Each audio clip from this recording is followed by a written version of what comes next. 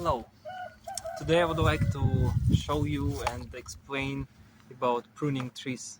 There are a few things that you should consider and know before pruning trees. First of all, the weather. The weather today is perfect. Sunny, a bit cold, perfect conditions, because when you cut there is a wound, and for a tree to get healed needs some dry and sunny conditions. Another thing to keep in mind is time of the year when to prune. Usually it's in springtime or end of winter, like last 2 weeks of February, first 2 weeks of March. Usually it's done before juice movement in trees start going into top part of a tree. So in this case we hurt less a tree than it would be hurt when it's already alive. At this stage, these trees are dormant, so they don't feel much. In this case, it's very good time of the year to prune. So there are a few things that are basic. If you don't know anything about pruning, there are a few basic rules, steps to follow how to prune trees. First of all the sick, all the broken, damaged branches, they need to be cut off. If they are broken or damaged, it means they are sensitive to get sick. If they are sick, they already need to be cut off. This is simple. Second of all the branches that interfere somehow between each other, you can see if there is a wind, they will be scrubbing each other, and it will damage them. That's not good. So we need to choose, try maybe to open, see, okay, this is good, we don't need to cut. But in this case we have two branches, they touch each other, so one of them unfortunately we need to cut off, or maybe for the best, because also if there are too many branches, there will be a lot of fruits and it will be difficult for a branch to hold it and it can be broken. So in this case I have a choice, one is here, one is here. I would choose this one. Why? Because I feel that it's a bit more developed, and this is less developed, so I will cut it off. Where I will cut it? 1-2 millimeters from from a branch, like not too close, not too far, but 1-2 millimeters, and following the line of a branch. That's it. There is no need to put any wax or some healing salve ointment. It gets healed by itself. It's optional.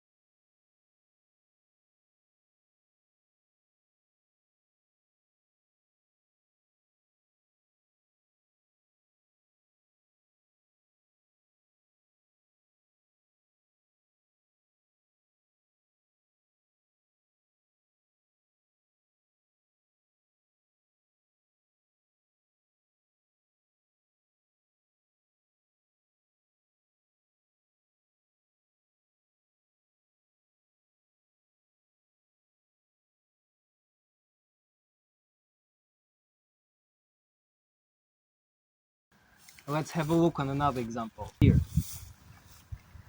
these two branches also, you can see they're touching each other, and especially if this branch will have fruits, it will push down, it will damage. So one of them should go away. Which one? In this case, they're equal. There is no difference between them. You just choose. So again, I don't cut wherever I want. A branch has buds. A bud is either a future branch or a fruit. I will cut right before a bud, 1 2 millimeters before, and again following the line of a bud, not like this, not like this, but follow the line 1 2 millimeters from a bud, like this. This was case number 2. So we have broken, damaged, sick branches. We have interfering branches. Number 3, also easy. All the branches that grow like up, straight up. Well, their purpose is to catch light as much as possible, not to produce fruits. So we need to also have a look on them. One of the examples here. Here we have one example. This one is growing up. First of all, it's interfering with this branch. Second of all, it's growing to the rest of the branches that on top. It will have less light. So I will try to design this branch not to cut off completely, but maybe cutting before a bud here, and probably this bud will grow, from this bud will grow a branch. So by pruning, I'm also designing, I'm thinking how pruning will affect the growth of future branches. This also needs to keep in mind. These are 3 basic, and just if you follow these 3 steps, it will be already a good benefit for a tree. One more thing to remember, all the branches that we cut, we should throw somewhere from the garden, because they can be sick, and we don't want to bring sickness, to spread sickness all around the garden. Or we burn them, and all the ash that we have, we throw away. We don't use it in the garden, because it might have still some sickness, disease, and we don't want to spread. Yeah, then next level after these 3 steps, it's to trying to predict how branches will grow in 1 2 3 5 months, because we are pruning in springtime and they will keep growing in summer. So we need to think. For example, this one, this branch, if you can see, it's growing this direction, and probably in 5 6 months it will reach this branch and it will start interfering. So we can leave it and wait until next year, or if it was, let's say, a bit closer, like this, I would cut it either completely or on a bud, to change the direction of a branch, to avoid interfering. For now, I can leave. If you have this case that it's too close and you can predict the direction, you change it by pruning.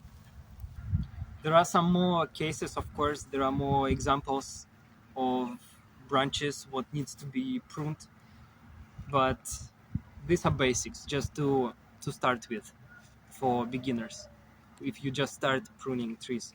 Also, different trees, different fruit trees, they have different demands, different ways to prune.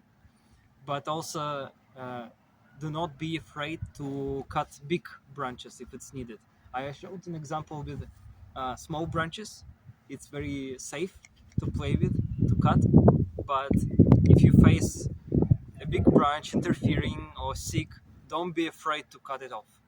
It's better to cut one arm and to save the whole body than to leave a sick arm that will destroy the whole body. Keep it in mind. And so just following these simple steps, you will already improve the growth, the yield from a tree. And by just doing, you will start feeling also. At the beginning, you might feel scared, afraid, making a mistake. It's okay to feel like that. You just start, and you will start feeling at some point. So good luck, and I hope this guidance will help you in pruning trees. Goodbye.